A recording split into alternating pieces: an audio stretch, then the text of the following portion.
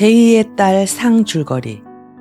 에카테리나 2세 치하의 러시아에서 지방 귀족의 아들로 태어난 그린요프는 아버지의 언명으로 사베리치라는 충복과 17살이 되던 해 변방의 요새 벨로고르스크의 장교로 부임한다. 임지로 가는 길에 눈보라 때문에 길을 잃고 방황하던 그는 우연히 눈발 속에서 길잡이 농부를 만나 그의 안내로 여인숙에 이르게 된다. 그린요프는 고마움 때문에 그에게 술을 대접하고 자신의 토끼가죽 조끼를 준다. 요새에 도착한 그는 그곳의 사령관인 이반 미로노프 대위 가족과 친해졌고 대위의 딸인 마리아 이바노브나와 사랑에 빠진다. 그런데 앞서 그녀에게 청혼했다 거절당한 선임 장교 시바브리는 둘의 관계를 질투하여 온갖 방해를 한다. 마침내 두 사람은 결투를 하게 되고 시바브리는 그에게 부상을 입힌다. 이로 인해 요새는 발칵 뒤집어지지만 그들에게는 예상치 못한 사건이 기다리고 있다.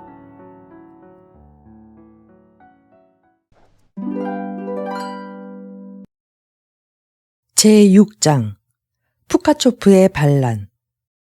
여복의 젊은이들 들어보게나 우리들 늙은이가 들려주는 이야기를. 옛 노래 중에서.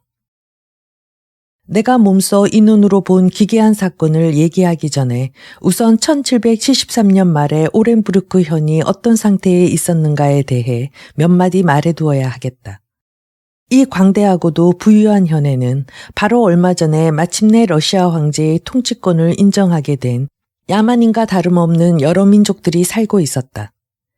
계속되는 그들의 분규, 법치와 문명을 따르지 않는 생활, 무모함과 잔인함, 이 모든 것들을 진압하기 위해 정부 측에서는 감시를 계속해야만 했다. 적당한 요지마다 요새를 세우고 야이크 강변에서 대대로 살았던 상당수의 까자크들을 그곳으로 이주시켜 요새 수비를 맡겼다. 그러나 정작 변경의 안정과 안위를 지켜야 할 야이크 카자크들은 언제부터인가 정부를 불안하게 하고 위협하는 존재가 되어갔다. 1772년에는 그들의 수도에서 반란이 일어났다. 원인은 뜨라우 벤베르크 소장이 휘하의 군대를 복종시키기 위해 가혹한 수단을 썼기 때문이다.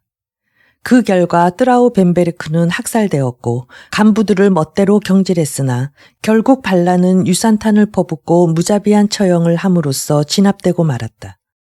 이것은 내가 벨로고르스크 요새에 도착하기 얼마 전에 일어난 사건이었다. 내가 도착했을 때에는 이미 평온을 회복했었다. 아니면 겉으로만 그렇게 보이는 것일지도 몰랐다. 군 지휘부는 교활한 폭동 주모자들의 거짓 진술을 너무 안일하게 믿었다. 정작 그들은 재차 반란을 꾀하고자 적당한 때를 기다리며 은밀한 원한을 가슴속에 품고 있었던 것이다. 여기서 다시 원래의 얘기로 돌아가겠다. 어느 날 밤, 그것은 1773년 10월 초순이었다. 나는 혼자 방에 앉아 가을바람 소리에 귀를 기울이며 달을 스치고 달려가는 비구름을 창문으로 내다보고 있었다. 이때 사령관이 나를 부른다는 기별이 왔다. 나는 곧 집을 나섰다. 사령관 집에는 시바브린과 이반 이그나치치 그리고 까자크 하사가 와 있었다. 방 안에는 바실리사 예고로브나도 마리아 이바노브나도 없었다. 사령관은 근심스러운 얼굴로 나의 인사를 받았다. 그는 문에 쇠를 잠그고 문 옆에 서 있는 하사 이외의 사람들을 모두 자리에 앉게 하고 호주머니에서 서류 한 장을 꺼내더니 우리들에게 말했다. 장교 여러분, 중대한 뉴스라네. 장군께서 뭐라 쓰셨는지 들어보게나.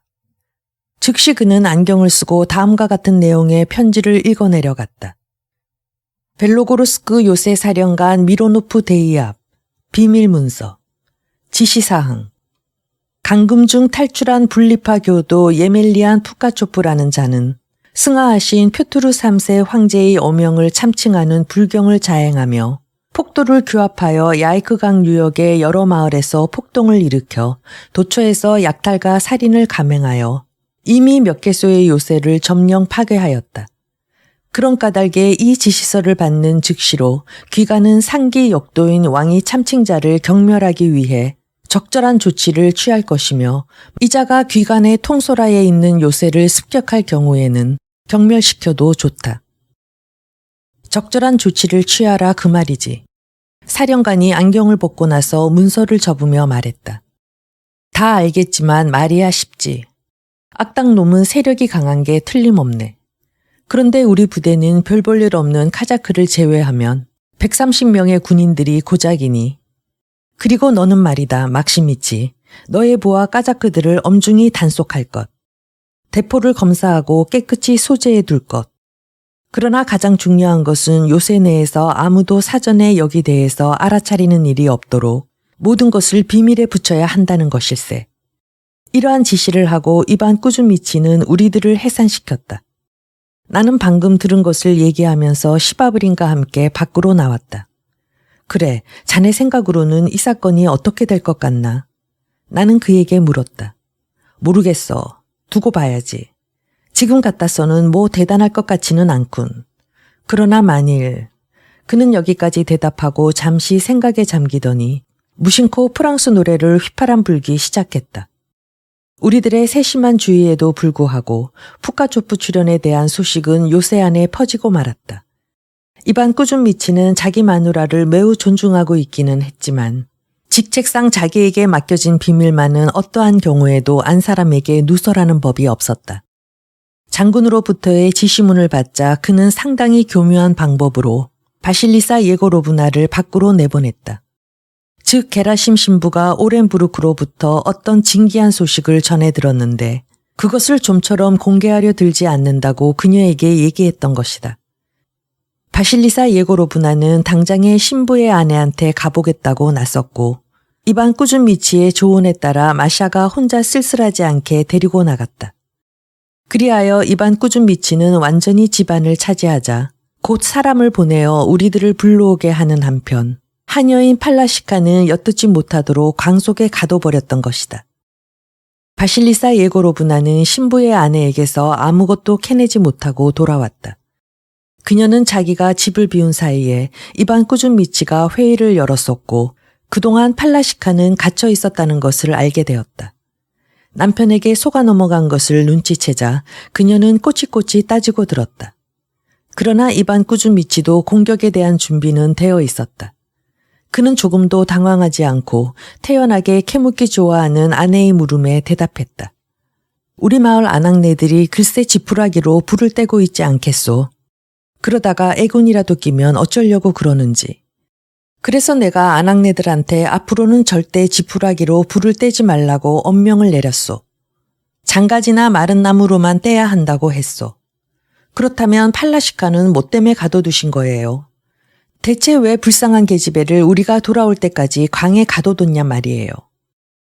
이반 쿠즈미치는 이와 같은 질문에는 미처 답을 준비해두지 못했다. 궁지에 몰린 그는 말도 안 되는 소리를 우물거렸다.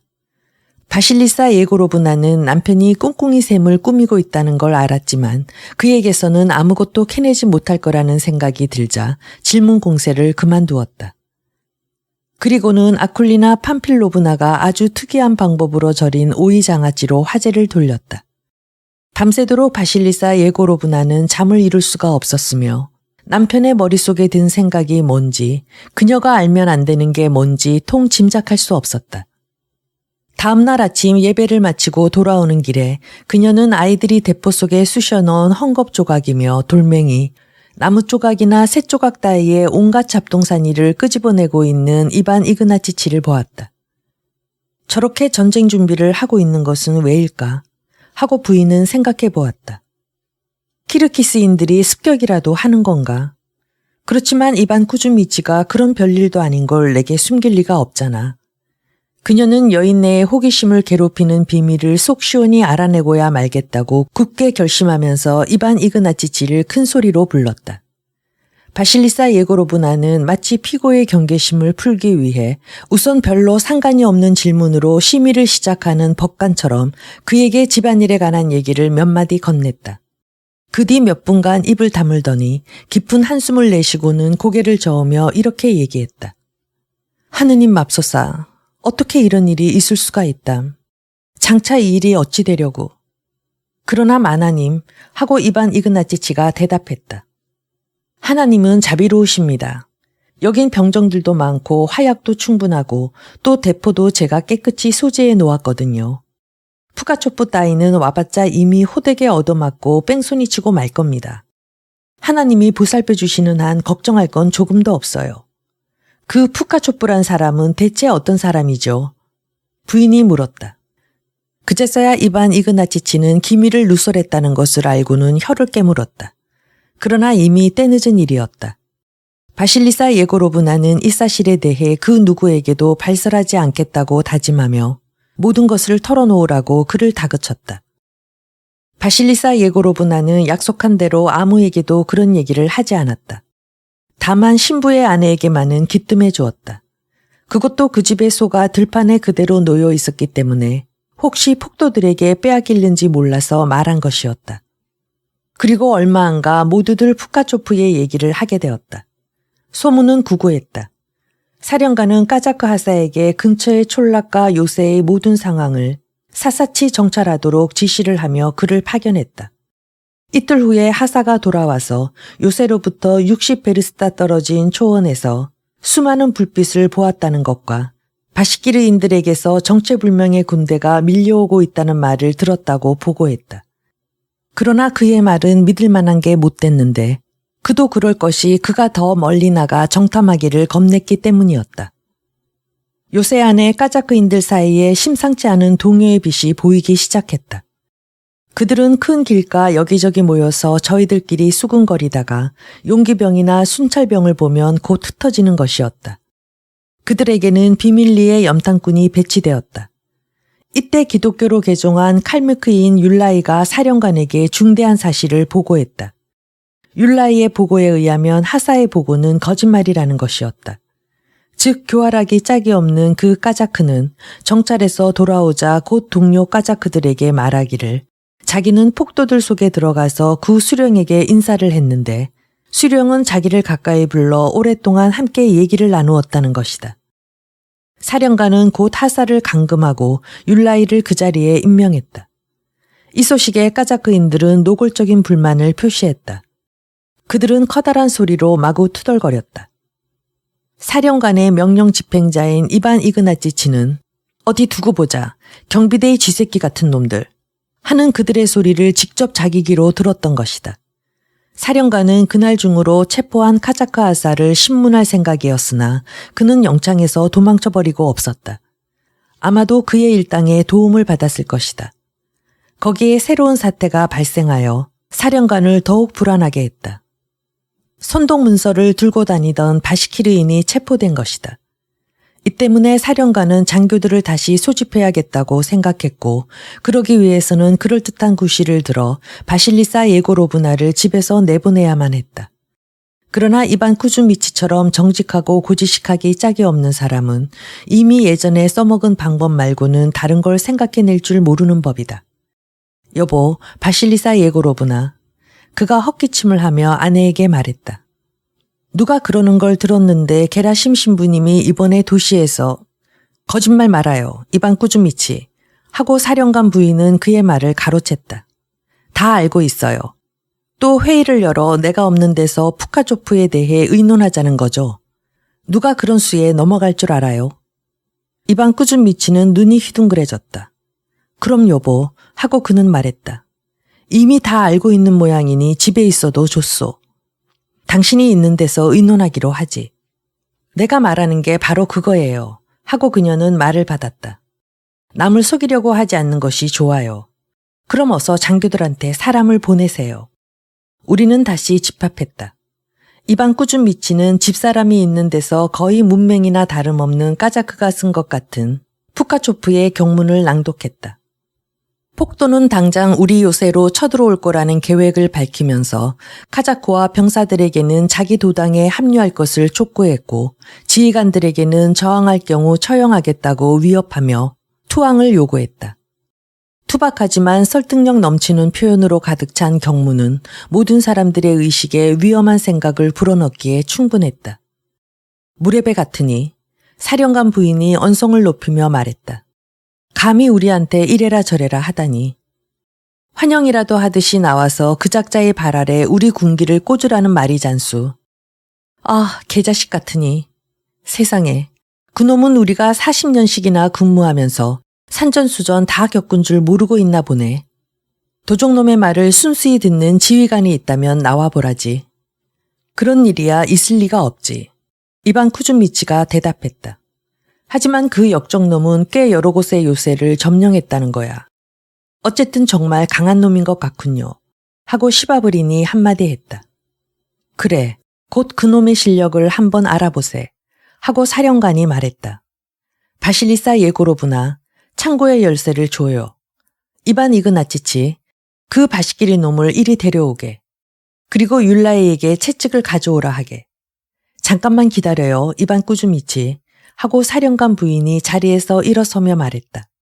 마샤를 어디 딴 데로 데리고 나가야겠어요. 혹시 비명이라도 들었다가는 겁을 집어먹을 거예요. 그리고 실은 나도 고문을 좋아하지 않으니까요. 그럼 여러분, 난 실례해요.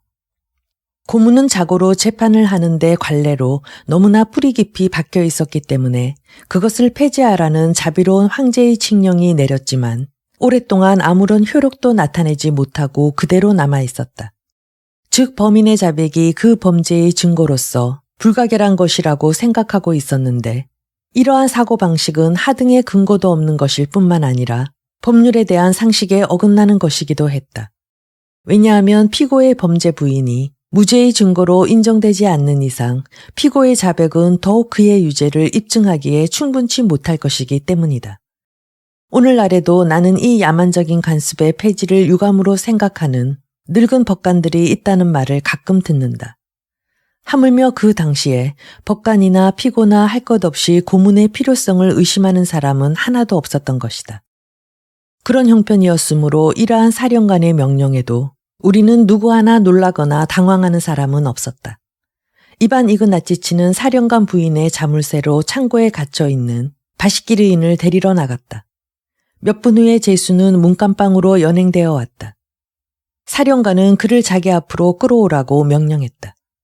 바시키르인은 간신히 문턱을 넘어서더니 끝이 뾰족한 모자를 벗어들고 방문 옆에 멈춰섰다. 그의 발에는 착고가 채워져 있었다. 나는 그를 보자 몸이 오싹했다. 아마 평생 그 사내를 잊지 못할 것이다. 그의 나이는 70고개를 넘은 것 같이 보였다. 얼굴에는 코도 없었고 귀도 없었다. 머리는 빡빡 밀었고 턱수염 대신 흰털이 몇 개 뻗쳐 있었다. 작은 키에 야인 몸집은 허리까지 꼬부라져 있었으나 가느다란 두 눈은 아직도 불길처럼 번뜩이고 있었다. 야, 이놈 봐라. 사령관은 그 무서운 얼굴로 보아 그가 1741년에 처벌된 폭도 가운데 하나라는 것을 알고 이렇게 말했다. 이런, 너는 전에도 우리 올가미에 걸린 일이 있는 늙은 늑대로구나. 번들번들하게 깎아놓은 내 대가리를 보아하니 그러니까 내 놈은 폭동을 일으킨 게 처음이 아니란 말이렸다. 더 가까이 와서 말해. 누가 내 놈을 보냈지? 늙은 바시키르인은 말없이 멍청한 얼굴로 사령관을 바라보고 있었다. 왜 말이 없어? 이반 꾸준미치는 다시 물었다. 러시아 말을 전혀 알아듣지 못하느냐? 율라이, 누가 이놈을 우리 요새에 잠입시켰는지 너희 말로 좀 물어봐. 율라이가 따따르 말로 이반 꾸준미치의 질문을 되풀이했다. 그러나 바시키르인은 여전한 표정으로 그를 바라볼 뿐 한마디도 대꾸가 없었다. 사령관이 다시 입을 열었다. 좋아, 내가 내 놈의 입을 열게 할 테니. 얘들아, 저놈의 어릿광대 같은 얼룩덜룩한 옷을 벗기고 잔등을 후려갈겨라. 율라이, 내가 솜씨를 보여라. 2명의 상위 군인이 바시키르인의 옷을 벗기기 시작했다. 불쌍한 자의 얼굴에 불안한 빛이 역력했다. 그는 아이들의 손에 사로잡힌 새끼 짐승처럼 사방을 두리번거렸다.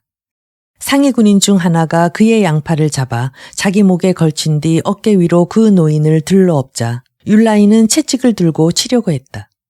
바로 그때 바시키르인이 애원하듯 가느다란 목소리로 신음하며 고개를 주걱거리면서 입을 벌렸다. 입속에는 혀 대신 짤막한 나무 토막이 댕강거렸다. 이런 일이 우리 시대에 일어났었다는 사실과 내가 지금의 온화하신 알렉산드로 황제의 치세를 누리며 살고 있다는 사실을 돌이켜보자니 문명의 급속한 발달과 박애주의 사상의 보급에 놀라지 않을 수 없다. 젊은이들이여, 내 수기가 혹시 그대들 손에 들어가게 된다면 이 점은 기억해 주게나. 최선의 그리고 항구적인 변화는 강제와 폭력으로 얼룩진 온갖 변혁을 통해서가 아니라 풍속의 개선으로만 이루어진다는 사실을. 모두가 경악했다. 사령관이 말했다. 이자에게는 뭐 하나 얻을 수 없겠군. 율라이, 바시키르 놈을 창고로 데려가게. 그럼 다 같이 좀 더 의논해보세. 우리는 당면한 정세에 대해 토의하기 시작했다. 그러자 벼랑간 바실리사 예고로브나가 몹시 당황한 모습으로 헐레벌떡 방으로 달려들어왔다. 왜 그 야단이요? 사령관이 놀라서 물었다. 여보, 큰일 났어요. 하고 부인은 대답했다. 니즈네오 조르나야 요새가 오늘 아침 함락됐대요. 게라심 신부댁의 머슴이 방금 거기서 돌아왔어요. 그 사람이 요새가 함락되는 걸 보고 왔다는군요. 사령관과 장교는 전원 교수형에 처해졌대요. 병정들은 모조리 포로로 잡혔고요. 악당들은 당장이라도 이리로 몰려들 거예요. 이 뜻밖의 소식은 나에게 심한 충격을 주었다. 니즈네오 조르나야 요새의 사령관은 침착하고도 겸손한 청년이었는데 나도 그와는 안면이 있었다. 약 2개월 전에 오렌부르크로부터 젊은 아내를 데리고 부임하는 길에 이반 꾸준미치의 집에서 묵고 갔기 때문이다. 니즈네오 조르나야는 우리 요새에서 약 25베르스타 떨어진 지점에 있었다. 이제는 우리도 언제 있을지 모르는 푸카조프의 공격을 기다리고 있어야 했다. 나는 마리아 이바노브나에게 닥칠 일이 눈앞에 생생하게 떠올랐고 그러자 심장이 오그라드는 것만 같았다. 이반 쿠즈미치, 드릴 말씀이 있습니다. 내가 사령관에게 말했다. 우리들의 임무는 목숨이 붙어있는 한 마지막 순간까지 요새를 사수하는 것입니다. 여기에 대해선 더 말할 것도 없습니다. 그러나 부녀자들의 안전에 대해서는 고려해야 합니다. 아직도 길이 막히지 않았다면 오렌부르크로 보내든가 그렇지 않으면 폭도들의 발이 미치지 못할 먼 곳에 있는 안전한 요새로 보내는 것이 좋겠습니다. 이반 꾸준미치는 아내를 돌아보고 말했다. 여보, 우리가 폭도와 싸울 동안 당신과 마샤는 멀리 가 있는 게 좋을 듯하구려. 이반 꾸준미치가 아내를 쳐다보며 그녀에게 말했다. 그건 말도 안 돼요. 사령관 부인이 말했다.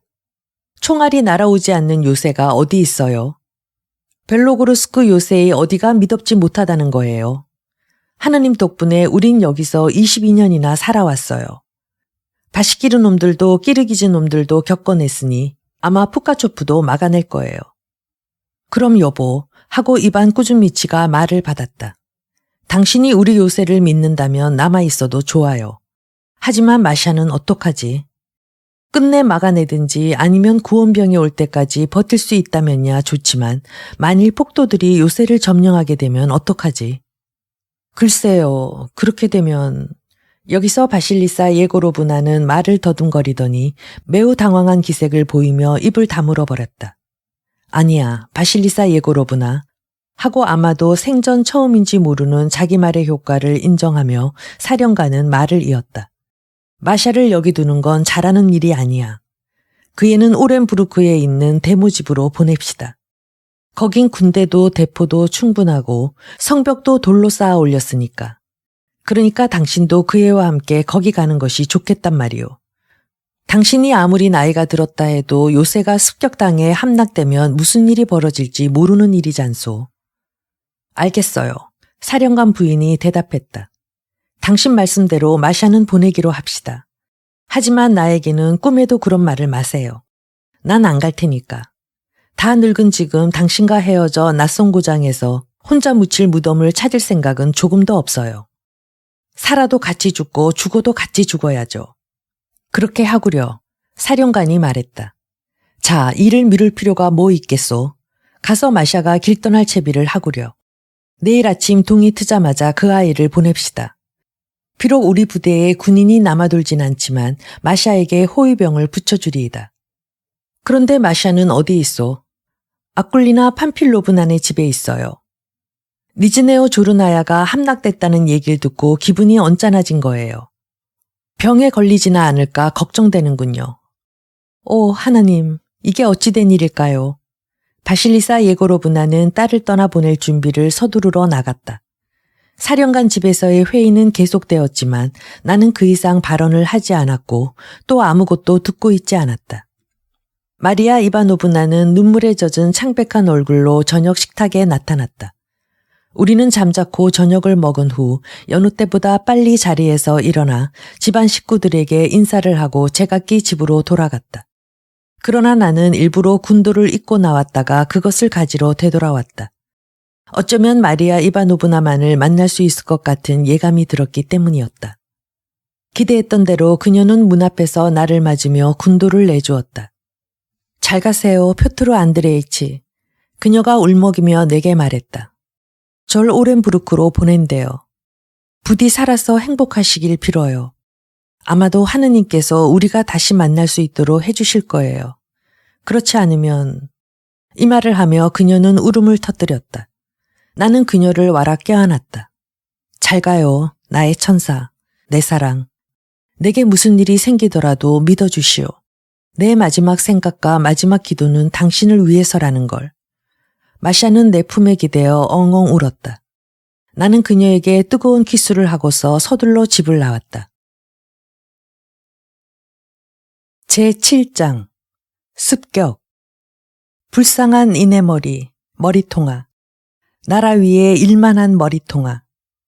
꼭 30하고도 또 새해, 꼬박 이랬네. 고생해봤자 내 머리통은 돈도 기쁨도 얻지 못했고 한마디 칭찬의 말도 듣지 못했고 높은 자리에 오르지도 못했네. 내 머리통이 얻은 것이라고는 고작 높다랗게 솟은 기둥 2개뿐. 그 사이 가로지른 단풍나무 횡목과 비단으로 짠 올가미일 뿐. 러시아 민요 중에서. 그날 밤 나는 한잠도 자지 않았고 또 옷도 벗지 않았다. 날이 새면 마리아 이바노브나가 떠나는 요새의 문으로 가서 그녀와 마지막으로 작별할 생각이었던 것이다. 나는 마음에 커다란 변화를 느끼고 있었다. 정신의 동요는 내가 바로 얼마 전까지 빠져 있었던 그 우울증에 비하면 훨씬 견디기 쉬운 것이었다. 가슴 속에서는 이별의 비애와 뭔가 분명치는 않으나 달콤한 희망, 그리고 위험을 얘기하는 초조한 기대와 고상한 공명심이 뒤섞이는 것이었다. 어느새 밤이 지나갔다. 내가 막 집을 나가려 할 때 방문이 열리더니 하사가 한 사람 나타나 간밤에 요새 안에 까자크들이 율라이를 강제로 데리고 요새 밖으로 빠져나갔다는 것과 수상한 자들이 요새 주변에서 말을 달리고 있다는 것을 보고했다. 그렇다면 마리아 이바노브나는 떠나지 못하겠구나 하는 생각이 나를 공포에 떨게 했다. 나는 하사에게 바삐 몇 가지 지시를 하고 곧 사령관에게로 달려갔다. 이미 날은 밝아오고 있었다. 한 길을 마구 달려가고 있는데 나를 부르는 소리가 들렸다. 나는 발을 멈췄다. 어디로 가시는 길입니까? 하고 이반 이그니치치가 나를 쫓아오며 물었다. 이반 꾸준미치는 보르에 나가 계십니다. 당신에게 갔다 오라고 해서 지금 가던 길이지요. 푸카초프 일당이 당도했습니다. 나는 가슴이 덜컥 내려앉는 걸 느끼며 이반 이그나치치에게 물었다. 마리아 이바노브나는 떠났나? 떠날 수 없었지요. 오렌부르크로 통하는 길은 끊겼습니다. 요새는 포위되었어요. 표트로 안드레이치, 이거 큰일입니다. 우리는 자연적인 지형을 이용하여 통나무로 울타리를 쳐놓은 이름만의 보루로 나갔다. 그곳에는 이미 요새의 전 주민이 모여 있었다. 경비대는 무장을 하고 정렬해 있었다. 대포는 간밤에 그곳에 끌어내 놓았었다. 사령관은 몇 명 안 되는 대열 앞을 천천히 오락가락하고 있었다. 절박한 위기는 이 늙은 군인에게 여느 때에는 볼 수 없는 용기를 불러일으켰다. 요새로부터 멀지 않은 초원에서 20명가량의 적병이 말을 달리고 있었다. 대체로 까자크들인 것 같이 보였으나 그 중에는 살쾡이 가죽 모자와 화살통으로 쉽사리 분간할 수 있는 바시키르인들도 섞여 있었다.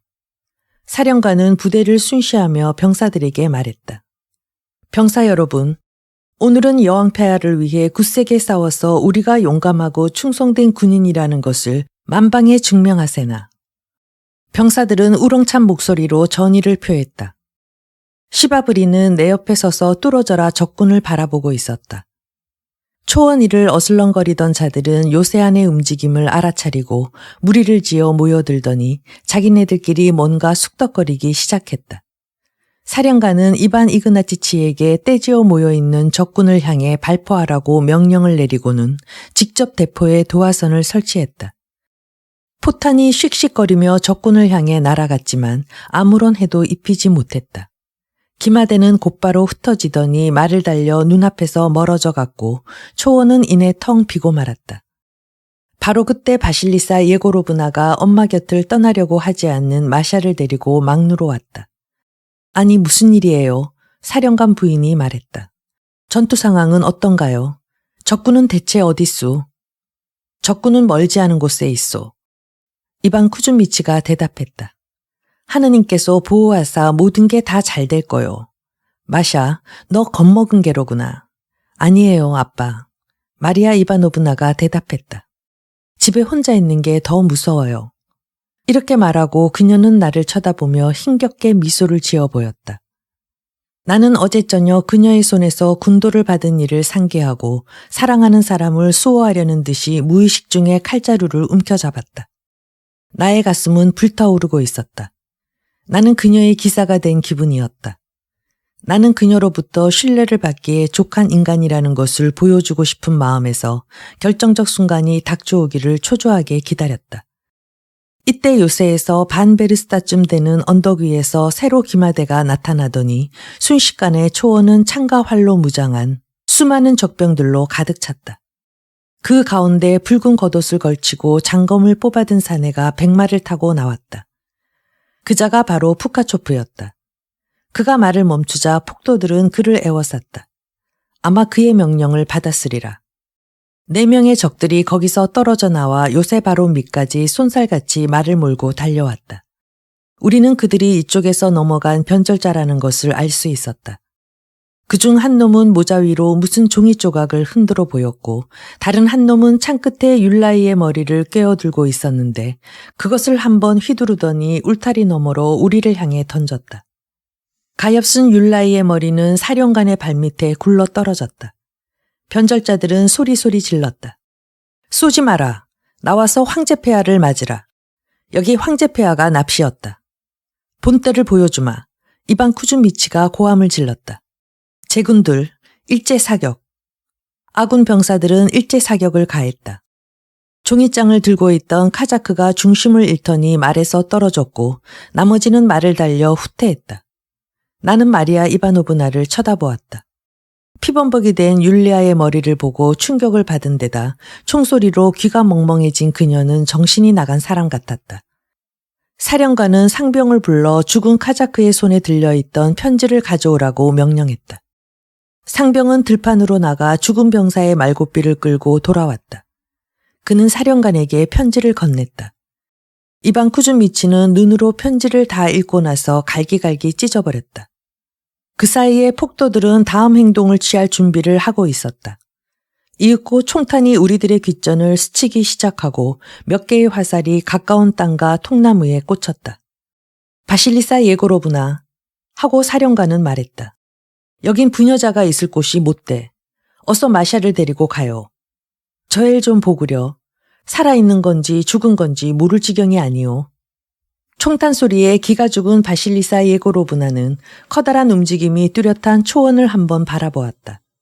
그리고 남편에게로 몸을 돌리며 말했다. 이반 꾸준미치, 사는 거나 죽는 거나 모두 하나님의 뜻이에요. 마샤를 축복해 주세요. 마샤, 아버지한테 오너라. 마샤는 새파랗게 질린 얼굴로 몸을 후들후들 떨며 이반 꾸준미치에게로 가까이 가서 무릎을 꿇고 머리를 땅에 닿도록 깊이 숙였다. 늙은 사령관은 딸에게 3번 성호를 그었다. 그리고 그녀의 몸을 일으켜 세우고 키스를 한 후 달라진 목소리로 말했다. 그럼 마샤, 부디 행복하게 살아라. 하나님께서 너를 버리지 않으실 거야. 혹시 좋은 사람 만나거든 하나님께서 너희들에게 은총과 조언을 주시길 바란다. 너희들도 내가 바실리사 예고로브나와 살아온 것처럼 살아야 한다. 그럼 잘 있거라. 마샤, 여보, 바실리나 예고로브나, 빨리 이 애를 데리고 가요.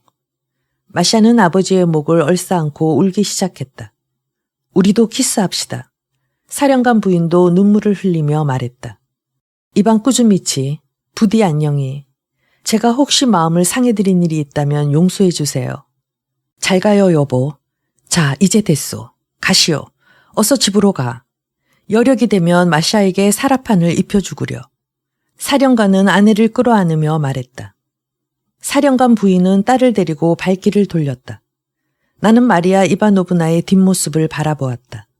그녀는 뒤를 돌아보며 나에게 고개를 끄덕였다. 그들이 가버리자 이반 꾸준미치는 우리들에게 몸을 돌렸다. 그는 적의 동향에 온갖 주의를 기울이고 있었다. 두목의 주위로 직별하던 폭도들은 갑자기 말에서 내리기 시작했다. 자, 굳세게 싸우자. 사령관이 말했다. 곧 공격해 올 것이다. 그 순간 무서운 고함 소리가 울려왔다. 폭도들이 요새를 향하여 달려오고 있었던 것이다. 우리 대포에는 유산탄이 재워졌다. 사령관은 적을 아주 가까운 거리까지 끌어들인 후 느닷없이 포탄을 퍼부었다. 유산탄은 때를 지어 몰려드는 폭도들 한가운데에 명중했다. 폭도들은 양쪽으로 싹 갈라지더니 도망치기 시작했다. 그러나 두목은 혼자 선두에 머물러 서 있었다. 그는 장검을 휘두르며 열심히 부하들을 설득하고 있었다. 잠시 잠잠하던 함성이 곧 되살아났다. 자, 병사들아. 사령관이 입을 열었다. 이번엔 문을 열어라. 그리고 북을 울려라. 전원 나를 따라 출격. 앞으로. 사령관과 이반 이그나치치 그리고 나는 순식간에 보루 밖으로 뛰어나왔으나 겁에 질린 경비대는 꼼짝하지 않았다. 자네들 뭐야? 아이들처럼 서 있을 텐가? 자, 이제 군인답게 나서야 할 때다. 바로 그때 폭도들이 우리 쪽으로 달려와 요새를 향해 밀고 들어왔다. 북소리는 들리지 않았고 수비대는 무기를 버렸다. 나는 발을 헛디디는 바람에 넘어졌지만 곧바로 일어나 폭도들에 섞여 요새 안으로 들어갔다. 머리에 부상을 입은 사령관은 열쇠를 요구하는 악당의 무리 속에 서 있었다. 그를 돕기 위해 몸을 던져 뛰어나가려는 찰나 건장한 까자크들 몇몇이 나를 붙잡아 가죽 뒤로 올가매며 뇌까렸다. 폐하를 거역한 자들의 말로가 어떤 건지 보여주마.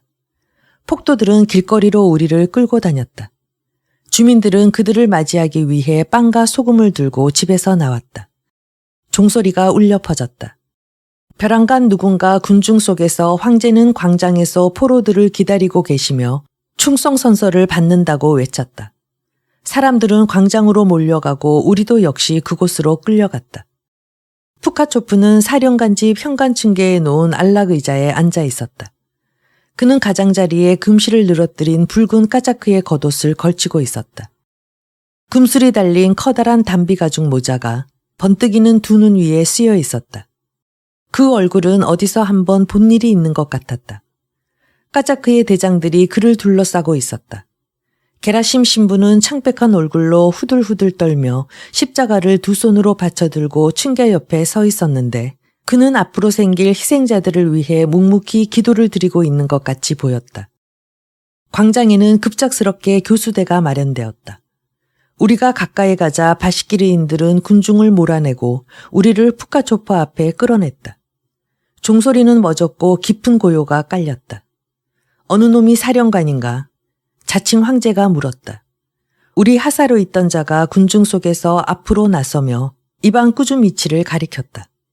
푸카초프는 매서운 눈으로 노인을 바라보고 그에게 말했다.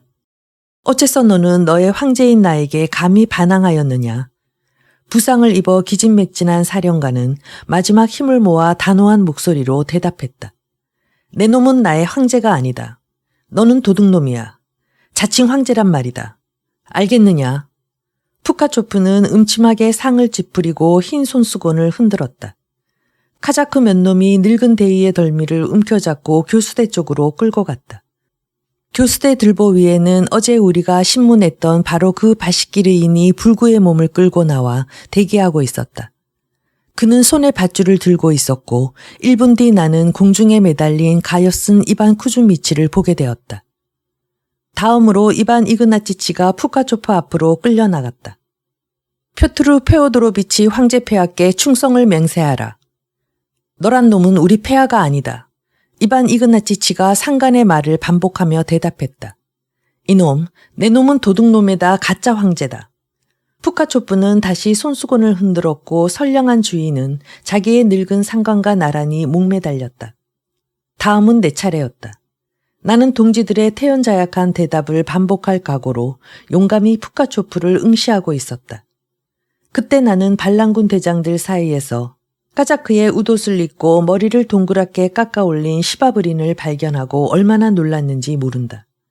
그가 푸카초프에게 다가서며 귀에다가 몇 마디 소곤거렸다. 저놈도 매달아라. 푸카초프는 나를 거들떠보지도 않고 명령했다. 내 목에는 동그란 밧줄이 씌어졌다. 나는 진심으로 하느님께 내 모든 죄를 사하여 주옵시고 내가 아끼는 모든 이들을 구해 주십사고 속으로 기도했다. 나는 교수대로 끌려갔다. 겁먹지 말게. 겁먹을 거 없네. 형니들이 내게 연거푸 말했는데 아마도 그들은 진심으로 내가 기운내기를 바라는 것 같았다. 그때 갑자기 외마디 외침이 들렸다. 멈춰라. 이놈들아, 잠깐만 기다려. 사행 집행인들은 멈칫 손을 멈췄다. 돌아보니 사벨리치가 푸카초프의 발 아래 엎드려 있질 않은가.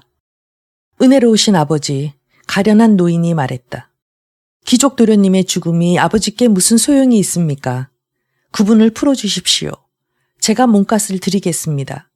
본때를 보이고 겁을 주시려거든 이 늙은 노인의 목을 치라고 분부해 주십시오. 그때 푸카초프가 내 올가미를 풀고 나를 놓아주라는 신호를 보냈다. 우리 아버지께서 너를 용서해 주시는 거다. 누군가 내게 말했다. 풀려난 그 순간에 내가 기쁨을 느꼈다고 말할 수는 없지만 그렇다고 해서 그때 후회스러웠다고는 말하지 않으련다. 만감이 교차하던 순간이었다. 놈들은 다시 나를 자칭 황제 앞으로 끌고 가서 그 앞에 꿇어앉혔다. 푸카초프는 험상궂게 생긴 손을 내게 내밀었다. 손에 입을 맞춰 키스를 해. 내 주위에서 떠들어댔다. 그렇지만 나는 그와 같이 비굴하게 굴종하느니 차라리 잔인무도한 형벌을 받는 게 낫겠다고 생각했다. 표트루 안드레이치 도련님, 사벨리치가 등 뒤에서 나를 쿡쿡 찌르며 소곤거렸다. 고집을 부리지 말아요. 힘들 것 없지 않습니까? 침 한 번 뱉는 셈치고 저 악당, 저분의 손에 키스하시라고요. 나는 미동도 하지 않았다. 푸카초프가 싱긋 웃더니 손을 거두었다. 귀족나리가 기쁨에 겨워 어리 빠진 모양이로구나. 저자를 일으켜 세워라. 그들은 나를 일으켜 세웠다. 나는 자유로운 몸이 된 것이다. 그리고는 소름 끼치도록 끔찍한 코미디가 진행되는 광경을 내내 지켜보았다. 주민들이 충성서약을 하기 시작했다. 그들은 한 사람씩 앞으로 걸어 나와서 십자가상에 입술을 대고 그 다음 자칭 황제 앞에 무릎을 꿇고 절했다. 경비대 병사들도 그 자리에 있었다. 중대의 재봉사가 잘 듣지 않는 가위로 병사들의 기다란 머리채를 잘랐다. 그들은 머리털을 털면서 푸카초프의 손으로 다가갔다. 푸카초프는 그들에게 용서를 선언하고 자기 도당에 받아들이는 것이었다. 이러한 의식이 3시간가량 계속되었다. 드디어 푸카초프는 의자에서 몸을 일으켜 대장들을 거느리고 층계에서 내려왔다. 호화로운 막으로 장식된 백마가 그에게 끌려왔다. 두 놈의 카자크가 그를 부축하여 안장위로 받쳐 올렸다. 그는 게라심 신부에게 점심은 그의 집에서 먹겠다고 말했다. 바로 그때 아녀자의 비명소리가 울려 퍼졌다. 강도 몇 놈이 바실리사 예고로브나를 현관 앞으로 질질 끌고 왔다. 머리는 산발에 옷은 다 풀어 헤쳐져 벌거숭이가 되다시피 한 모습이었다. 그들 가운데 한 놈은 어느새 그녀의 털조끼를 벗겨내 걸치는 중이었다. 나머지 일행은 깃털이 부리며 괴짝, 닭이, 친구 따위의 온갖 세간을 드러내고 있었다. 이보시게들, 불쌍한 노파가 울부짖었다. 제발 마지막 참회만은 하게 해주시오, 여러분. 나를 이반 꾸주미치 곁으로 데려가 주세요. 그녀는 문득 교수대 쪽으로 눈을 돌렸다. 거기서 남편이 매달려 있는 것을 보았다. 이 악당놈들아. 그녀는 정신 나간 사람처럼 날뛰며 악을 썼다. 이놈들아, 이게 대체 무슨 짓이냐? 소중한 나의 이반 쿠준미치, 당신은 정말 용감한 군인이셨는데 프러시아의 총검도 터키의 총탄도 당신을 건드리지 못했어요. 그런데 명예로운 전쟁에서 목숨을 바치지 못하고 저런 타로스 놈의 손에 죽다니. 그 늙은이의 주둥이를 막아라. 푸카초프가 말했다. 젊은 까자크가 장검으로 그녀의 머리를 후려치자 그녀의 몸은 시체가 되어 층계 위에 쓰러졌다. 푸카초프는 말을 타고 떠났고 사람들은 그를 따라 달려갔다. 제8장 불청객. 불청객은 따따르인보다도 나쁘다. 속담 중에서. 광장은 텅 비었다. 나는 여전히 한자리에 붙박이처럼 서 있었는데 너무나도 끔찍한 광경에 혼란스러워 도무지 갈피를 잡을 수가 없었다. 그 와중에도 제일 견디기 괴로운 것은 마리아 이바노브나가 어떻게 됐는지 아는 바가 전혀 없다는 사실이었다. 그녀는 어디 있을까? 어떻게 됐을까? 과연 몸을 숨길 수 있었을까? 숨어 있는 곳은 안전할까? 불안한 마음에 쌓여 나는 사령관 집으로 들어갔다. 텅 비어 있었다. 의자도 탁자도 궤짝도 모조리 부서졌고 식기는 산산조각이 나 있었다. 직기들은 모두 드러내가고 없었다. 나는 안방으로 통하는 짧은 계단을 뛰어 올라가 생전 처음으로 마리아 이바노브나의 방으로 들어갔다. 나는 도적대가 샅샅이 뒤지고 간 그녀의 침대를 보았다. 옷장은 부서져 있었고 그 안의 물건들은 모두 약탈해 가고 없었다. 텅 비어있는 성상갑 앞의 램프는 아직까지도 희미하게 불을 밝히며 타고 있었다. 창문 사이에 벽에 걸린 조그만 거울도 무사했다. 그런데 이 아늑한 처녀의 방의 주인은 대체 어디에 있단 말인가? 무서운 생각이 뇌리를 스치고 지나갔다. 나는 도적대의 소나기에 잡혀있는 그녀의 모습을 상상했다. 심장이 멎을 것만 같았다. 나는 쓰린 눈물을 흘리며 큰 소리로 내 소중한 여인의 이름을 불러보았다. 이때 바스락하는 소리가 나더니 새파랗게 질려 덜덜 떨고 있는 팔라샤가 장롱 안에서 나왔다. 아, 표트루 안드레이치님. 그녀가 두 손을 부여잡고 말했다. 정말 힘든 하루였어요. 너무나 고통스러웠어요. 마리아 이바노브나는 어떤가? 참다 못해 다짜고짜 내가 물었다. 아씨는 살아계세요. 아쿨리나 판필로브나 댁에 숨어 계신답니다. 팔라샤가 대답했다. 신부님 부인 댁이라니. 나는 외마디 비명을 질렀다. 맙소사, 그 집엔 푸카초프가 갔단 말이야. 나는 방에서 뛰어나오자 순식간에 한 길로 나와 신부의 집을 향해 허겁지겁 달려갔다. 아무것도 보이지도 생각지도 않았다. 그곳에서는 함성과 웃음소리와 노랫소리가 떠들썩했다. 푸카초프가 일당들과 함께 주연을 벌이고 있었던 것이다. 팔라샤도 내 뒤를 따라 그곳으로 달려왔다. 나는 그녀를 몰래 안으로 들여보내 아꿀리나 판필로브나를 불러내려 했다. 사제 부인은 텅 빈 술단지를 손에 들고 현관으로 나왔다. 말씀해 주십시오. 마리아 이바노브나는 어디 있습니까? 나는 말할 수 없이 흥분한 어조로 물었다. 그 애는 칸막이 저쪽 방에서 내 침대에 누워 있어요. 하고 그녀는 대답했다. 그런데 표트루 안드레이치, 하마터면 큰일 날 뻔했어요. 다행히 무사히 끝났지만 악당놈들이 식탁에 앉자마자 공교롭게도 그 가엾은 애가 정신이 들어서 신음소리를 냈거든요. 난 그만 까무러칠 뻔했다니까요. 그놈이 그 소리를 듣고는 할멈, 자네 방 안에서 한숨소리를 내는 게 누군가? 나는 도적놈에게 허리를 굽신거리며 말했죠. 제 조카딸입니다, 폐하. 병이 나서 몸져 누운 지 벌써 2주째랍니다. 자네 조카딸은 젊은가?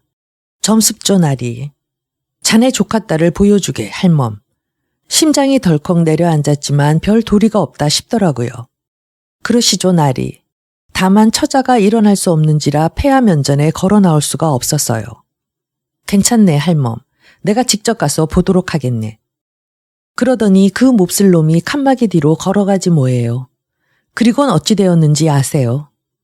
놈이 커튼을 젖히고 잡아먹을 듯이 쳐다봅디다. 그 뒤론 별일 없었어요. 하느님께서 구해주신 거죠. 정말이지 나와 우리 집 영감은 이제 꼼짝없이 죽었구나 하던 차였다니까요. 다행히도 우리 애기가 그놈을 알아보지 못하더라고요. 하느님 맙소사, 이런 꼴을 보게 될 줄이야. 더 말해 못하겠어요. 불쌍한 이반 쿠즈미치. 누군들 생각이나 했겠어요. 바실리사 예고로브나는 또 어떻고요. 이반 이그나치치는 또 어떤가요? 그 사람들이 대체 뭘 잘못했길래. 장교님은 그래도 목숨을 구하셨네요. 시바브린, 그러니까 알렉세이 이바니이치 같은 사람은 어떤지 아세요? 그 사람은 머리를 카자크식으로 밀고 지금 우리 집에서 저놈들이랑 같이 술판을 벌이고 있단 말씀이에요. 그 인간 약삭 바른 건 두말하면 잔소리잖아요. 내가 아픈 조카딸에 대해 말할 때 그 인간이 나를 칼로 벨듯이 쳐다보지 뭐예요. 그렇다고 고해바치진 않습니다. 그건 고맙게 생각해요. 이때 손님들의 술 취한 고함 소리와 함께 게라심 신부의 목소리가 들렸다. 놈들이 술을 더 요구하기에 주인이 마누라를 부른 것이다. 사제 부인은 부산스럽게 움직이기 시작했다. 어서 집으로 돌아가세요. 표토르 안드레이치. 하고 그녀는 말했다. 나는 지금 당신을 상대할 사이가 없어요. 저놈들이 부어라 마셔라 한창이니까. 주정뱅이한테 걸려들면 큰일이에요. 그럼 몸조심하세요. 표토르 안드레이치. 만사 운수에 맡길 수밖에 없어요. 그러나 하느님이 버리지 않으실 거예요. 사제 부인은 안으로 들어갔다. 나는 좀 마음을 놓고 숙소를 향해 발길을 돌렸다. 광장을 지나다 보니 몇 놈의 바시기르가 교수대 주위에 모여들어 공중에 매달린 시체에서 장화를 벗기고 있었다. 나는 분노가 불길같이 치솟아 올랐으나 공연히 나설 필요가 없다는 생각에서 간신히 그것을 억눌렀다. 요새 안에서는 도둑놈들이 싸돌아다니며 장교의 집을 뒤지고 있었다. 가는 곳마다 술 마시는 폭도들의 고함 소리가 들렸다. 집에 돌아오니 사벨리치가 문간에서 나를 막았다. 아, 하느님. 나를 보고 그는 외쳤다. 저는 도련님을 그놈들이 다시 붙잡아 가지나 않나 하고 걱정하고 있었어요. 그런데 표토르 안드레이치 도련님, 글쎄 악당놈들이 우리 물건을 몽땅 뺏어가 버렸어요. 의복이고 속옷이고 가구고 접시고 할 것 없이 하나도 남은 게 없어요. 하지만 그까짓 건 아무것도 아닙니다. 도련님이 무사한 것만이 고마울 뿐이지요. 그건 그렇고 도련님, 그 두목놈을 알아보셨어요? 아니, 난 몰랐어. 그놈이 대체 누군데? 원 그걸 못 알아보셨어요. 그래, 도련님은 그때 여인숙에서 털옷을 뺏은 그 주종뱅이를 잊으셨단 말입니까? 토끼가죽 덧저고리는 아주 신품이었는데 그 교활한 놈이 새것이나 다름없는 그 토끼가죽 외투를 꾸역꾸역 꿰입다가 실밥까지 뜯어먹었잖아요. 나는 깜짝 놀랐다. 그러고 보니 그 길잡이와 푸카초프의 모습은 놀랄 만큼 흡사했다. 나는 푸카초프와 그때 그 길잡이가 동일한 인물이었다는 것을 확신하게 됨에 따라 나를 살려준 이유를 비로소 깨닫게 되었다. 나는 기괴한 인연에 놀라지 않을 수 없었다. 불황인에게 준 어릴 적 털옷이 교수대의 올가미에서 나를 구해냈고 여인숙을 찾아 돌아다니던 주정꾼이 지금은 요새를 함락시키고 온 나라를 뒤흔들게 된 것이다. 뭐 좀 잡수셔야죠. 사벨리치는 언제나 하는 버릇대로 이렇게 물었다. 집엔 아무것도 없지만 어디 딴 데 나가서 구해다가 뭐든지 좀 만들어 보겠습니다. 방 안에 혼자 남자 나는 생각에 잠기고 말았다. 이제 나는 무엇을 해야 할까? 폭도의 손에 들어간 요새에 그냥 머물러 있거나 혹은 그 무리에 참가한다는 것은 장교의 체면상 있을 수 없는 일이다.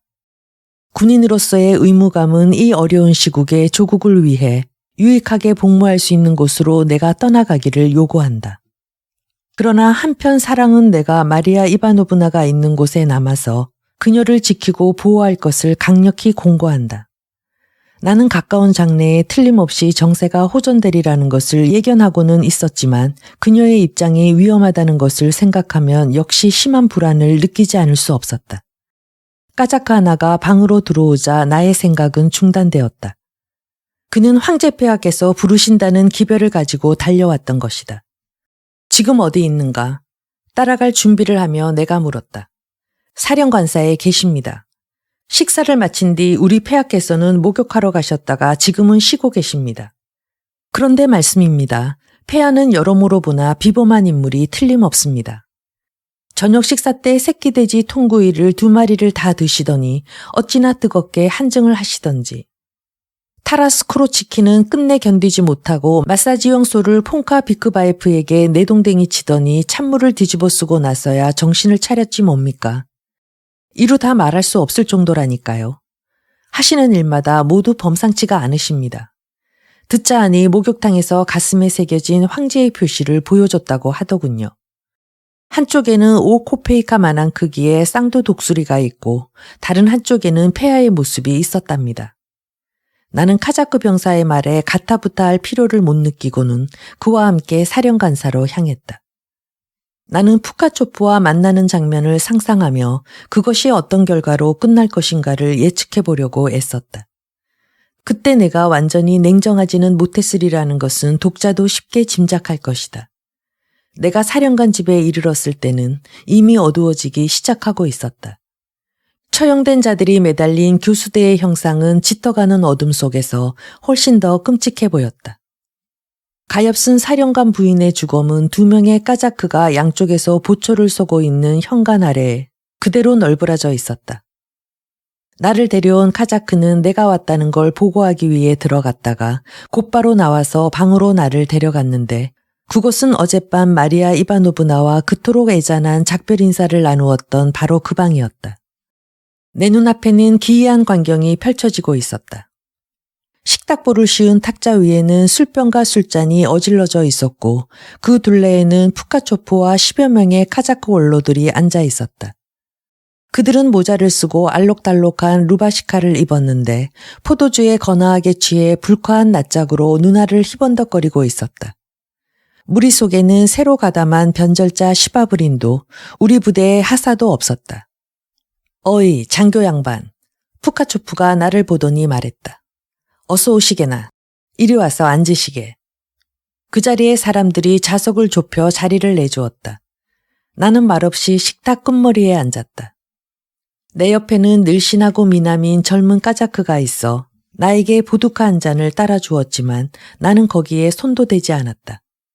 나는 호기심을 가지고 자중을 살피기 시작했다.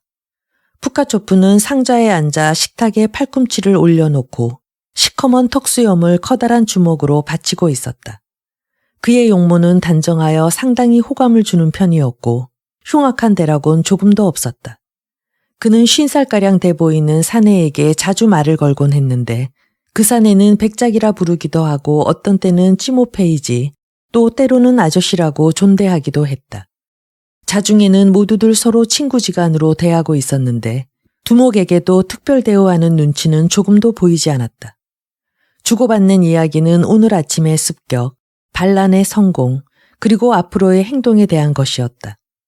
제각기 자신의 공을 자랑하고 의견을 내놓았으며 푸카초프와도 자유롭게 논쟁하는 것이었다.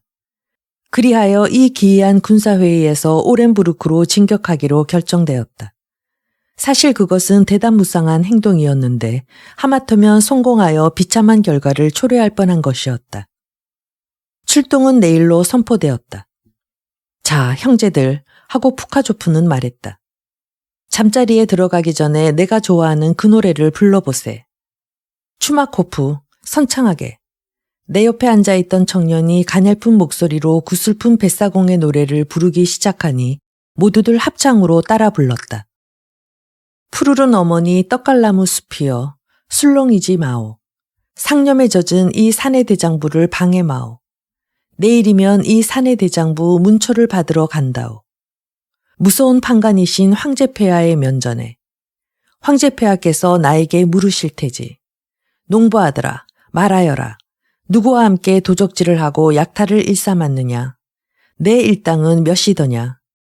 황제폐하, 이 몸이 아래는 말씀은 전부 다 사실이고 진실이옵니다. 이 몸의 일당은 넷이었습니다. 교수대로 갈 운명을 지닌 사람들이 소리 맞춰 부른 이 교수대의 민요가 내게 준 깊은 감명은 이루 말할 수 없다. 그들의 험상궂은 얼굴, 잘 화음을 이루는 목소리, 말 한마디 한마디에 붙인 애절한 억양을 붙이지 않더라도 인상적인 그 가사, 이러한 모든 것은 그 어떤 시적인 공포로 내 가슴을 뒤흔들었던 것이다. 그들은 다시 한 잔씩 들이키고 식탁에서 일어나더니 푸카초프와 인사하고 헤어졌다. 나도 그들을 따르려고 했으나 푸카초프가 나에게 이렇게 말했다. 자, 앉게. 내 자네하고 할 말이 있어. 우리는 마주 앉았다. 서로 말이 없는 몇 분이 계속되었다. 푸카초프는 뚫어지게 나를 바라보다가 이따금 놀랄 만큼 교활하고 또 조소를 품은 표정을 지으며 왼쪽 눈을 가늘게 뜨곤 하는 것이었다. 마침내 그는 웃음을 터뜨렸다. 그 모습이 하도 꾸밈없고 쾌활해 보여 그를 쳐다보는 나 역시 절로 웃음이 나왔다. 어떤가 장교 양반, 그가 내게 말했다. 솔직히 말해보게. 아까 내 부하놈들이 자네 목에 밧줄을 걸었을 때 좀 겁이 났었지. 아마 눈앞이 빙글빙글 돌았을 거야. 자네의 종놈이 나서지 않았더라면 지금쯤 교수대에 대롱대롱 매달려 있을 거야. 난 첫눈에 그 늑다리를 알아봤어. 자네를 여인 속으로 안내했던 자가 황제폐하였다고는 짐작도 못했을 테지. 이 말을 하면서 그는 비밀이나 감춘 듯 으스댔다. 자네는 내게 큰 죄를 지었네. 그가 말을 이었다. 그렇지만 내가 적들을 피해 몸을 숨겨야 했을 때 자네가 도와줬기 때문에 내 자네에게 은혜를 베푼 거라네. 앞으로 더 놀랄 일이 있을 걸세. 내가 내 왕국을 되찾게 되면 자네에게 큰 상을 내려 보상할 참이네. 내게 충성을 다하겠다고 맹세하겠나. 이 협작꾼의 질문과 그의 뻔뻔스러운 태도가 너무나 우스꽝스러워서 나는 그만 실수하지 않을 수 없었다. 뭐가 우습지? 그는 눈살을 찌푸리며 물었다. 자네는 내가 황제폐하라는 걸 믿지 못하겠다는 말인가? 솔직히 대답해보게. 나는 당혹스러웠다. 또돌이 사내를 황제로 인정하는 건 용서받지 못할 비겁한 짓으로 여겨졌다. 그렇다고 눈앞에서 그자를 사기꾼이라고 칭한다면 파멸을 자처할 것이다. 그리고 교수대 아래에서 조금 전까지만 해도 분노로 활활 타올라 모두가 보는 앞에서 내뱉을 작정이었던 말들은 이제 무모한 허세에 불과하다는 생각도 들었다. 나는 고민스러웠다. 푸카초프는 험악한 표정으로 내 대답을 기다리고 있었다. 드디어 내 마음속에서 나는 지금도 이 순간을 생각하면 내 자신이 대견스럽다. 의무감이 나약한 인간성을 이겨내고 승리의 개가를 울렸다. 나는 푸카초프에게 대답했다. 그럼 내 본심을 당신에게 그대로 말하겠소. 내가 당신을 황제폐하로 인정할 수 있을 것 같소. 당신은 똑똑한 사람이니 내가 속이려고 들면 쉽게 알 수 있을 겁니다. 그럼 자네 생각에는 내가 대체 누구란 말인가? 그건 알 수 없어. 그러나 당신이 누구든 간에 위험한 줄타기를 하고 있는 것만은 사실이오. 푸카초프는 재빨리 나를 훑어보았다. 그러면 내가 뾰트르 표토로비치 황제라는 걸 자네는 믿지 않는단 말이지. 하고 그는 말했다. 아무래도 좋아. 그렇지만 용기 있는 자가 성공하기 마련 아닌가. 옛적에 그리시카 오토레피예프도 황제 노름을 하지 않았던가. 나에 대해서 어떻게 생각하든 그건 자네 마음일세. 그렇지만 내 곁을 떠나서는 안 되네. 다른 일이야 자네가 상관할 바 아니잖나. 누가 황제든 그게 그거지. 나를 충실히 섬긴다면 내가 자네를 원수도 시키고 또 공작도 시키지. 어떻게 생각하나? 그럴 수는 없소. 하고 나는 딱 잘라 대답했다. 나는 태어날 때부터 귀족이요. 나는 여왕폐하에게 충성을 맹세한 몸이니 당신을 섬길 순 없소. 만일 당신이 정말 나를 생각해 준다면 나를 오렌부르크로 보내주시오. 푸카초프는 생각에 잠겼다. 만일 놓아준다면 하고 그는 입을 열었다. 적어도 내게 총을 겨누는 짓만은 하지 않겠다고 약속하겠나. 어떻게 그런 약속을 할 수 있겠소? 하고 나는 대답했다. 내 마음대로 할 수 없다는 건 당신이 잘 알 거요. 당신을 치라는 명령이 내리면 그래야지 별 수 있겠소. 당신은 지금 부하를 거느린 대장이요. 부하에게 복종을 요구하는 입장에 있소. 만일 내가 군대 생활에서 마땅히 수행해야 할 임무를 거부한다면 어떻게 되겠소? 지금 내 목숨은 당신 수중에 있소. 나를 놓아준다면 고맙겠소. 죽인다면 그때 하느님이 당신을 심판하실 거요. 나는 진실을 말할 뿐이요. 나의 성실한 태도가 푸카초프를 감동시켰다. 그렇다면 할 수 없지. 하고 그는 내 어깨를 두드리며 말했다. 죽일 건 죽이고 용서할 건 용서하는 거지. 좋아. 어디로든지 가고 싶은 대로 가서 하고 싶은 대로 하게. 그럼 내일 나와 이별하러 오기로 하고 오늘은 그만 돌아가서 자게. 나도 이젠 잠이 오는군. 나는 푸카초프와 헤어져 거리로 나왔다. 밤은 고요하고 쌀쌀했다. 달과 별들이 맑게 빛나며 광장과 교수대를 비추고 있었다.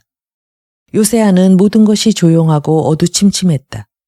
단지 선술집에만 등불이 보였고 늦도록 늘어붙은 술꾼들의 고함 소리가 들려올 뿐이었다. 나는 신부의 집을 바라보았다. 덧문과 대문이 모두 닫혀져 있었다. 집안은 조용한 것 같았다. 숙소에 돌아왔다. 내가 없는 사이에 사벨리치는 무척 속을 태운 모양이었다. 내가 자유의 몸이 되었다는 소식은 말할 수 없이 그를 기쁘게 했다. 하느님 감사합니다. 하고 그는 성호를 굽고 말했다. 날이 밝으면 요새를 떠나 발길이 향하는 대로 가십시다요. 제가 아무렇게나 저녁을 차렸으니까 도련님 좀 드시지요. 그리고 예수님 품 안에 안긴 것처럼 아침까지 푹 주무십시오.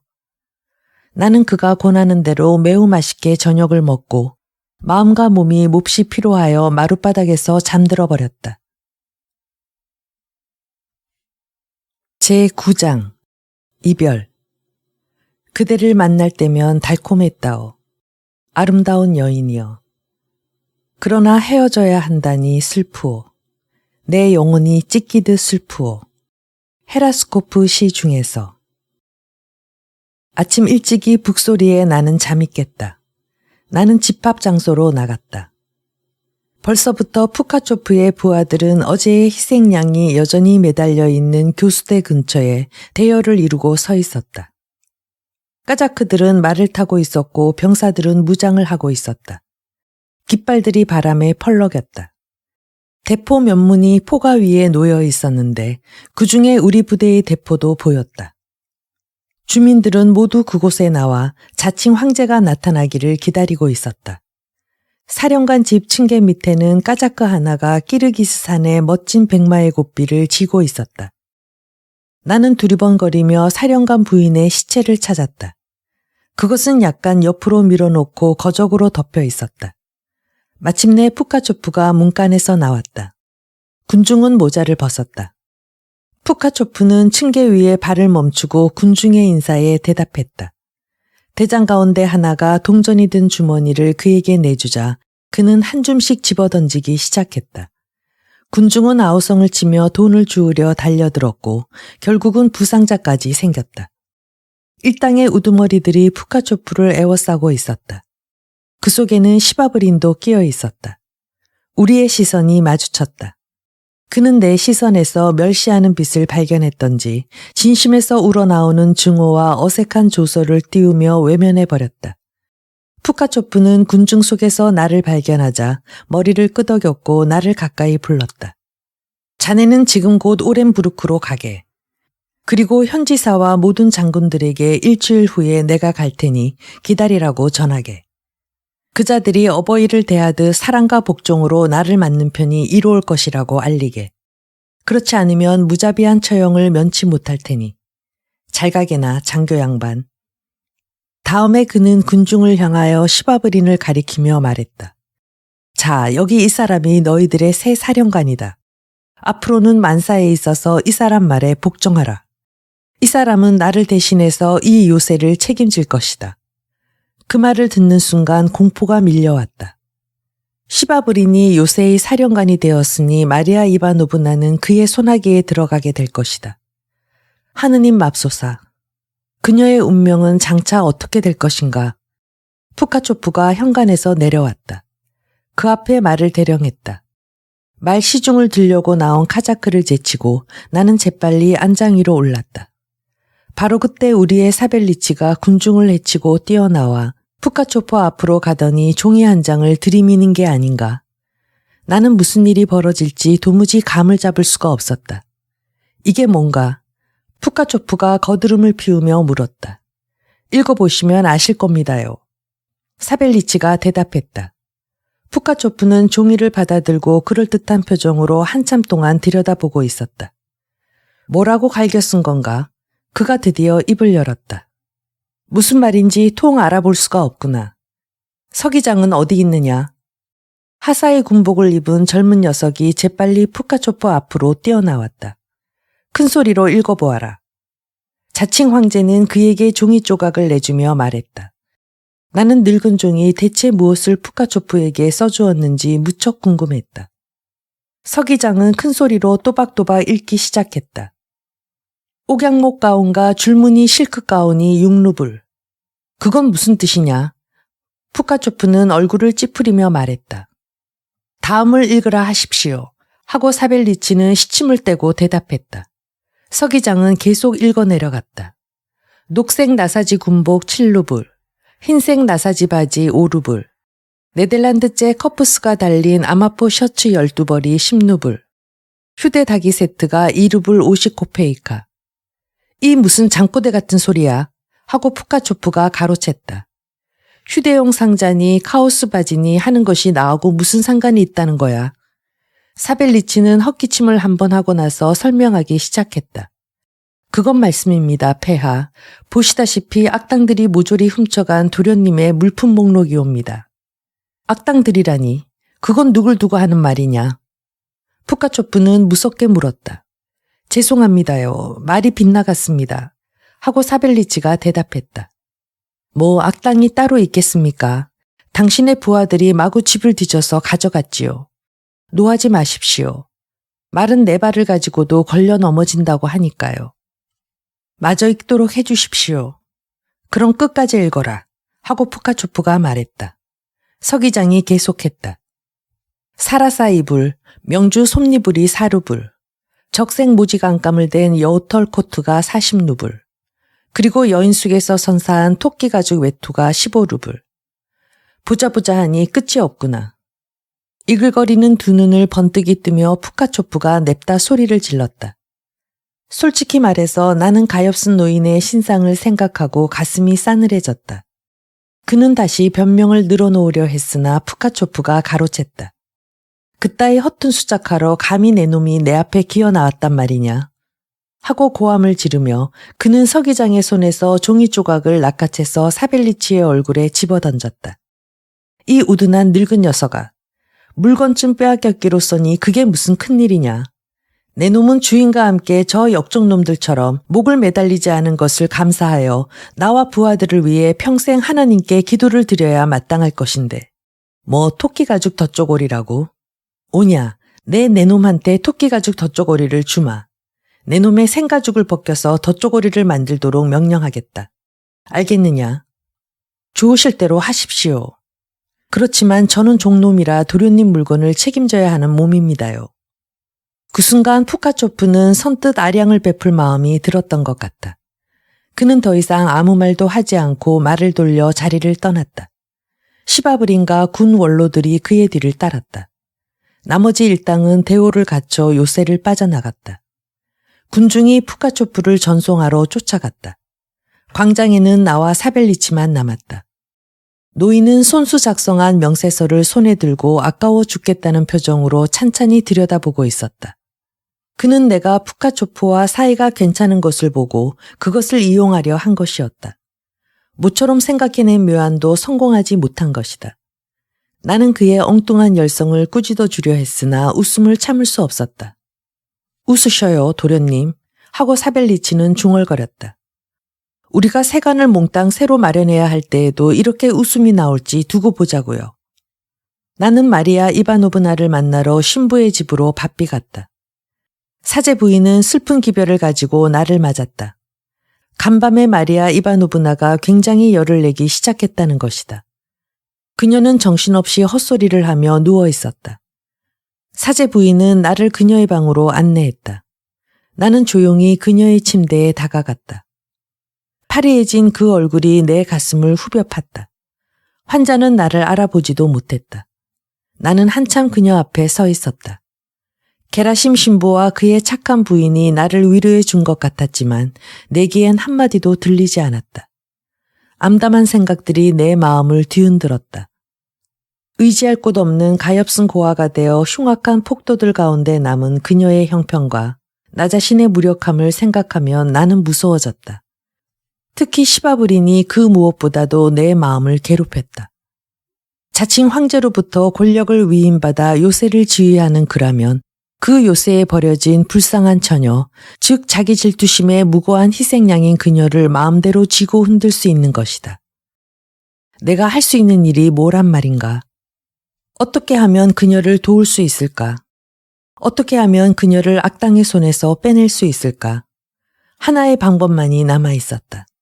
나는 벨로고르스크 요새의 탈환을 재촉하고 나 자신도 가급적 거기에 합세하기 위해 당장 오렌부르크로 떠나야겠다고 결심했다. 나는 신부와 아꿀리나 팜필로브나에게 이별을 고하고 특히 사제 부인에게는 이미 나의 아내처럼 생각하는 마샤를 거듭 부탁했다. 나는 가엾은 소녀의 손을 부여잡고 내 눈물로 적신 그 손에 키스했다. 잘 가요. 사제 부인이 나를 전송하며 말했다. 부디 잘 가요. 표트르 안드레이치. 좋은 시절에 다시 만나게 되길 빌어요. 우릴 잊지 마시고 자주 편지 주셔야 해요. 가엾은 마리아 이바노브나는 이제 당신 말고는 도와줄 사람도 위로해줄 사람도 없답니다. 광장에 나오자 나는 잠시 걸음을 멈추고 교수대를 쳐다보았다. 거기에 머리를 숙인 후 항상 내 곁을 떠나지 않는 사벨리치와 함께 요새를 나와 오렌부르크로 가는 길을 걷기 시작했다. 이 생각 저 생각하며 걸음을 옮기노라니 갑자기 뒤에서 말발굽 소리가 들려왔다. 돌아보니 저 멀리 요새 쪽에서 까자크 하나가 손을 흔들며 말을 타고 달려오고 있었는데 그는 또 한 필의 바시기름 아래 고삐를 잡고 있었다. 나는 걸음을 멈췄다. 곧 그것이 요새에 있던 하사라는 것을 알았다. 그는 가까이 달려와 말에서 내려 끌고 온 다른 말의 고삐를 내게 넘겨주며 말했다. 장교님, 폐하께서 당신에게 이 말과 입고 계시던 외투를 하사하셨습니다. 안장에는 양털가죽 외투가 매달려 있었다.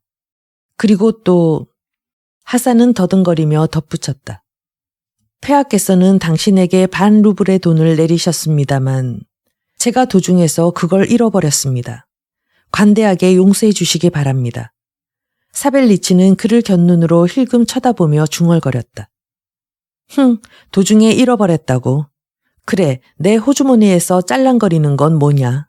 뻔뻔스러운 녀석 같으니. 주머니에서 짤랑거리는 건 뭐냐고. 하사는 조금도 당황하지 않고 딱 잡아댔다. 이놈의 영감이 사람 잡겠네. 이건 돈이 아니라 제갈소리야. 좋아. 하고 나는 언쟁을 가로막고 말했다. 자네를 보낸 사람에게 고맙다고 전해주게. 잃어버린 반 루블은 돌아가는 길에 찾아봐서 혹시 찾거든 술값이나 하게. 감사합니다, 장교님. 그는 말고삐를 돌리며 대답했다. 당신을 위해 두고두고 하나님께 기도하겠습니다. 이렇게 말하고 한 손으로 호주머니를 감싸진 채 그는 요새 쪽으로 말을 달렸다. 그리고 잠시 후에는 벌써 시야에서 사라져버렸다. 나는 털옷을 입고 말에 올라탔다. 사벨리치도 등 뒤에 함께 타게 했다. 그거 보십시오, 도련님. 하고 노인이 입을 열었다. 제가 그 악당놈한테 탄원한 보람이 있지 않습니까? 그 도둑놈도 마음에 꺼리는 모양이지요. 이따위 말라빠진 바시기름 말 한 필과 양가죽 외투만 가지고는 놈들이 훔쳐간 것과 도련님이 선사한 물건에 반값도 안 되지만 어쨌든 쓸만도 합니다. 못된 개한테는 털이라도 하는 군 뽑으라는 말도 있잖아요. 제10장 포위된 도시. 초원과 언덕을 점령하고 고지에서 독수리처럼 성안을 흘겨보노라. 진지 뒤쪽에 포자를 만들어 대포를 숨겨뒀다가 밤중에 성벽 가까이 끌어내라. 헤라스코프 중에서. 오렌부르크가 가까워짐에 따라 우리는 머리를 박박 밀고 형무소에 낙인이 찍혀 얼굴이 흉하게 된 제수들의 무리를 보았다. 그들은 경비대 병사들의 감시를 받으며 보루 근처에서 일하고 있었다. 어떤 자는 차물을 메운 쓰레기를 수레에 담아 실어내고 어떤 자는 삽으로 땅을 파고 또 보루 위에서 석공들이 벽돌을 날라다가 성벽을 수리하고 있었다. 성문에서는 위병들이 우리를 멈춰 세우고 신분증의 제시를 요구했다. 내가 벨로고르스크 요새에서 왔다는 말을 듣자 위병 중사는 곧 장군 댁으로 안내했다. 나는 뜰 안에서 장군을 만났다. 그는 가을의 입김에 잎사귀가 떨어져 버린 사과나무들을 돌아보며 늙은 정원사의 도움을 받아 푹신한 지푸로 나무 줄기를 꼼꼼히 싸주고 있었다. 그의 얼굴에서는 평온과 건강과 온화한 인품이 엿보였다. 그는 나를 보자 매우 반가워하고 내가 목격한 무서운 사건에 대해 여러 가지로 질문하기 시작했다. 나는 그에게 모든 것을 자세히 보고했다. 늙은 장군은 내 말에 귀를 기울이며 마른 나뭇가지를 잘라내고 있었다. 미로노프가 죽다니. 나의 비참한 목격담이 끝나자 그는 이렇게 말했다. 애석한 일이야. 정말 훌륭한 장교였어. 미로노프 부인도 착한 여자였지. 버섯을 소금에 절이는 데는 명수였지. 그럼 대의의 딸 마샤는 어떻게 됐나? 그녀는 요새 안에 남아있으며 사제 부인이 보살펴주고 있다고 하자 그가 말했다. 이런, 어쩐다. 그건 아니지. 안 될 말씀이네. 강도 무리들의 기강이라는 걸 원 믿을 수가 있어야지. 가엾은 아가씨는 어찌 되려나? 나는 벨로고르스크 요새까지는 그리 멀지 않으니 장군님께서 가엾은 요새 주민들의 자유를 되찾을 수 있도록 곧장 군대를 파견하시는 게 어떻겠느냐고 말했다. 장군은 뭔가 석연치 않은 눈초리로 고개를 가로저었다. 좀 더 두고 보세 하고 그는 말했다. 그건 이제부터 검토해도 늦지 않아. 이따가 차를 마시러 자네도 와주게. 오늘 여기서 군사회의가 있어. 자네는 우리에게 그 푸카초프라는 망나니와 그의 군대에 대해 확실한 정보를 제공할 수 있으니까. 그래서 그때까지 숙소에 가서 초조한 마음으로 지정된 시간을 기다렸다. 사벨리치는 벌써 이것저것 집안을 손질하기에 바빴다. 나의 운명을 좌우하게 될 그 회의에 내가 틀림없이 출석했으리라는 것은 독자들도 쉽사리 추측할 수 있을 것이다.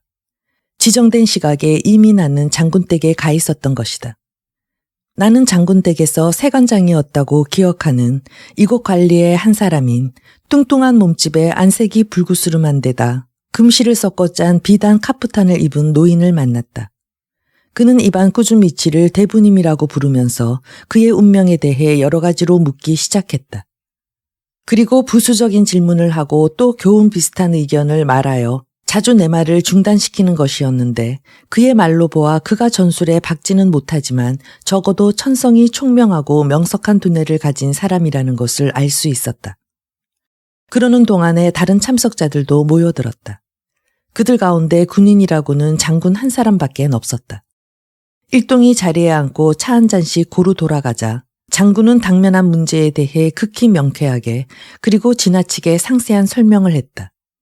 여러분, 하고 그는 말을 이었다. 지금 우리는 이 폭도들에 대해 어떠한 행동을 취할 것인가, 즉 공격이냐 아니면 방어냐 하는 문제를 결정해야 합니다. 양쪽이 각각 장점과 단점을 가지고 있습니다. 공격은 보다 신속한 적의 소탕을 기대할 수 있고 방어는 보다 확실하고 또 안전합니다. 자, 그럼 회의 진행 규정에 따라 관등이 아래인 사람부터 차례로 의견을 듣기로 하겠습니다. 소이보, 장군이 나를 바라보며 말을 이었다. 자네 의견을 말해보게. 나는 자리에서 일어나 우선 푸카초프와 그 일당에 대해 간략하게 묘사한 뒤 황제를 칭하는 자는 우리 정규군에 대항할 만한 능력이 없다고 자신 있게 말했다. 관료들은 내 의견에 노골적으로 반감을 드러냈다. 그들은 내 의견이 경솔하고 무모한 젊은이의 사견에 불과하다고 여겼다. 여기저기서 원성이 일었고 누군가가 작은 소리로 이야기한 애송이란 말은 내 귀에도 뚜렷하게 들렸다. 나를 향해 장군이 미소 지으며 말했다. 소이보, 군무회의 초반에는 을의 공격에 찬성하는 의견이 우세하기 마련이라네. 그게 당연한 수순이지. 이제 회의를 계속합시다. 6분간 의견을 말해보시오. 화려한 카프탄을 입은 작달막한 노인이 럼주를 상당히 많이 넣은 세 번째 찻잔을 서둘러 비운 뒤 장군에게 답했다. 공격도 방어도 안 된다고 생각합니다. 각하. 6분간 대체 그게 무슨 말이오? 깜짝 놀란 장군이 이의를 제기했다. 전술에 있어 공격이나 방어 외에 다른 방법은 없소만. 각하, 매수 전술이 있지 않습니까? 정말 사려 깊은 생각이오. 매수도 전술이 될 수 있으니 자네 조언은 참작해 볼만하오. 무례한의 머리에 현상금으로 70루블, 아니 100루블도 걸 수 있을 테지. 기밀비에서 말이지. 그러니까 말입니다. 하고 세관장이 말을 가로챘다. 만일 그 도둑놈들이 두목의 손발을 꽁꽁 묶어서 우리에게 넘겨주지 않는다면 저는 육둔간이 아니라 키르기스산 양입니다. 그 문제에 대해서는 좀 더 생각하고 의논하기로 합시다. 어떠한 경우라도 군사행동은 투입되어야 하오. 여러분, 적법한 순서에 따라 여러분의 의견을 밝혀주시기 바라오. 장군이 대답했다. 모든 의견이 나와는 반대되는 것이었다. 관리들은 한결같이 우리 군대가 미덥지 못하다는 것, 따라서 성공할 가망성은 희박하다는 것, 신중을 기할 것 등등의 의견들을 늘어놓는 것이었다. 일동은 적에게 노출된 들판에서 모험을 하기보다는 돌로 쌓은 견고한 성벽을 방패로 대포의 엄호를 받는 편이 보다 현명하다고 생각했던 것이다. 참석자 전원의 의견을 청취하고 마침내 장군은 파이프의 재를 툭툭 털고 다음과 같이 자신의 견해를 말했다. 여러분, 본관의 입장으로는 소이보 군의 의견에 전적으로 찬성이라고 말하지 않을 수 없습니다.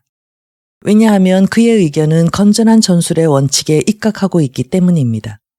즉 전술은 거의 언제나 공격을 방어보다 우위로 보는 것입니다.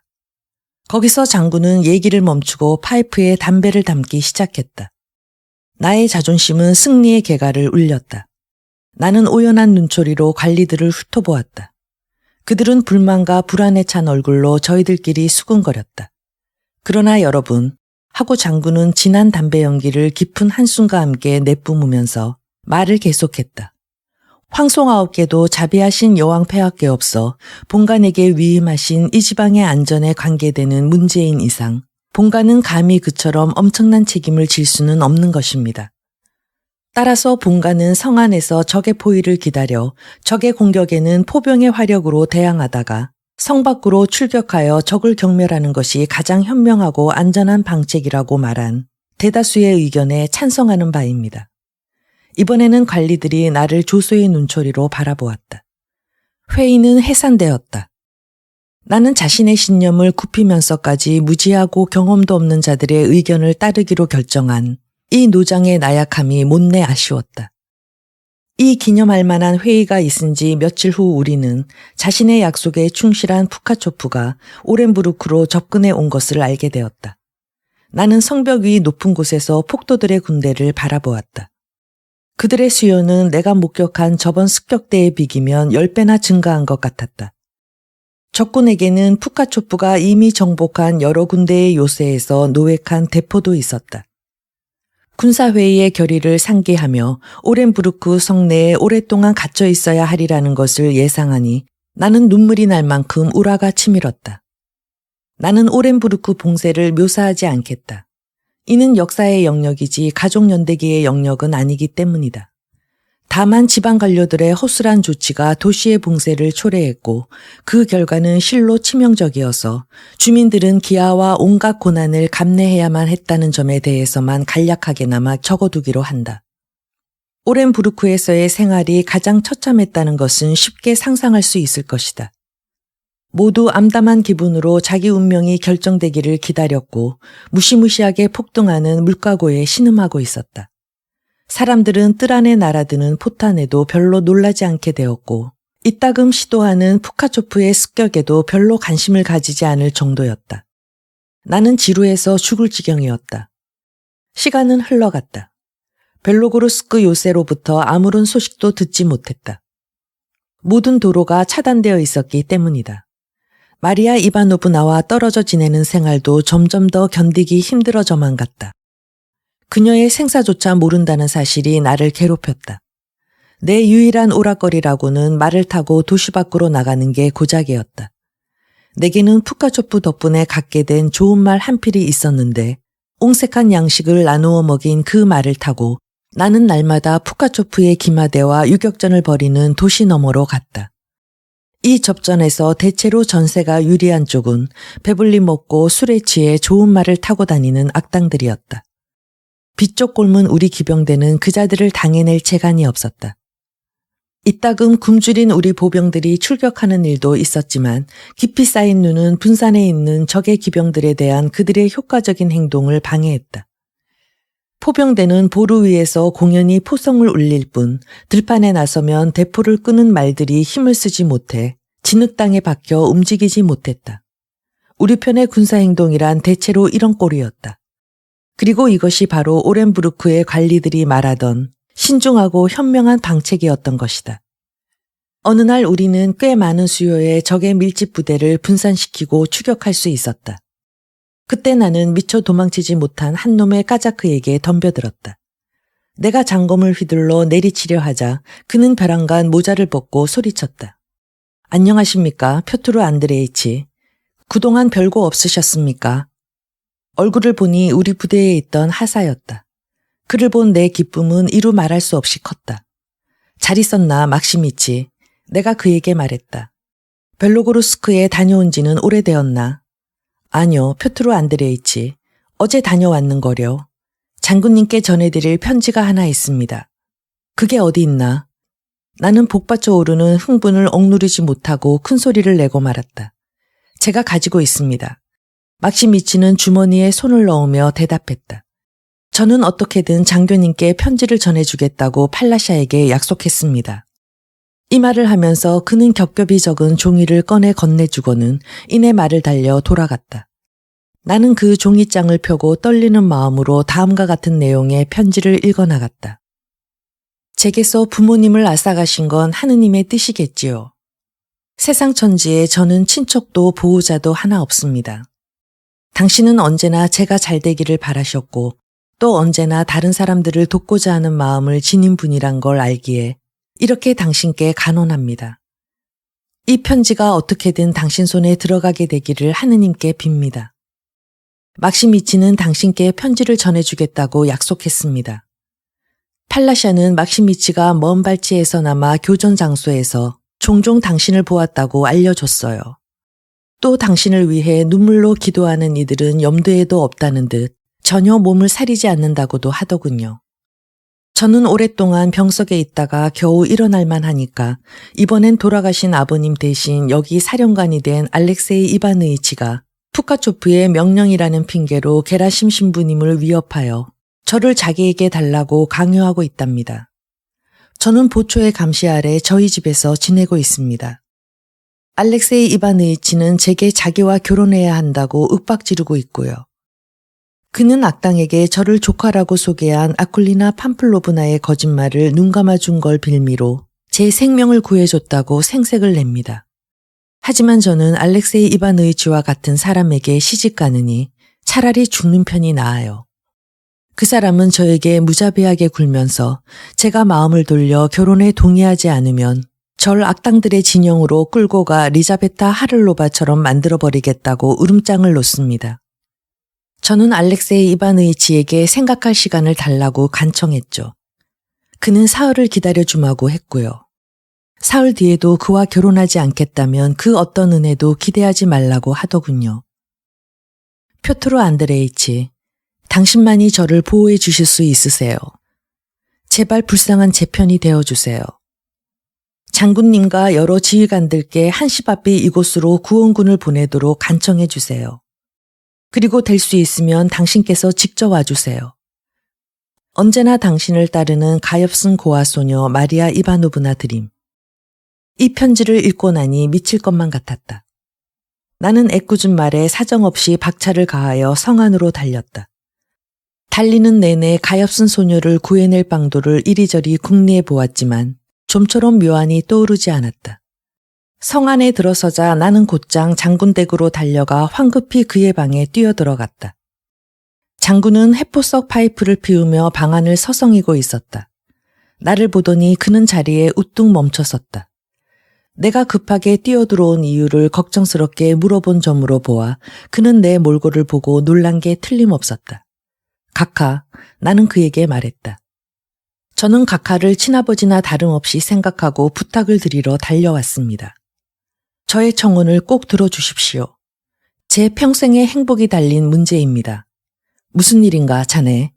내가 자네를 위해 할 수 있는 일이 뭔가? 말해보게나. 깜짝 놀란 노인이 말했다. 각하, 제가 1개 중대와 50명가량의 카자크 병사를 소집할 수 있도록 허락해 주십시오. 그리고 벨로고르스크 요새를 탈환하도록 저를 보내주십시오. 장군은 내가 정신이 나간 게 틀림없다고 생각하며 나를 찬찬히 바라보았다. 그게 무슨 말인가? 벨로고르스크 요새를 탈환하겠다고. 마침내 그가 입을 열었다. 성공은 제가 보장합니다. 나는 열띤 어조로 대답했다. 저를 보내만 주십시오. 안 되네, 젊은이. 그는 고개를 가로저으며 말했다. 그렇게 멀리 떨어져 있으면 적이 우리 측 주요 거점과의 연락망을 차단하는 건 일도 아닐 걸세. 그러고 나서 자네 군대를 완전히 격파하겠지. 연락망이 차단되면.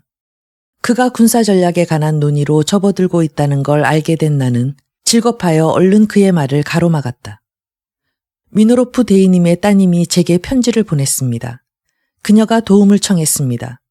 시바브린이 그녀에게 자기와 결혼해야 한다고 우기고 있기 때문입니다. 그게 정말인가? 그 시바브린이란 작자는 악당 중에 악당이로군. 놈이 내 손에 잡히기만 하면 24시간 안에 판결을 내릴 테니 그 후 요새 난간에서 총살하게나. 그렇지만 지금은 참을성을 갖고 기다려야 하네. 참을성을 가지라고요. 나도 모르게 언성이 높아졌다.